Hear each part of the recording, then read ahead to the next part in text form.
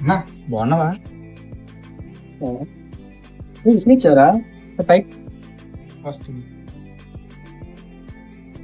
బాగున్నావా? ఏంటన్నా విశేషాలు? విశేషాలు ఏముంటాయిరా? ఊళ్ళోనే కదా, ఉదయం వెళ్ళడం, తినడం, పొలంలోకి వెళ్ళడం, రావడం, పడుకోవడం. ఉహు. మరి నీ విషయాలు చెప్పు. నావా? నావేంటుంటాయి విశేషాలు? ఇంచుమించు నీలాంటి సార్, కాకపోతే నేను కూడా అలా ఆఫీస్. పోయిందే కన్నా ఈ సంవత్సరం న్యూ ఇయర్ ఎలా తీసుకున్నా?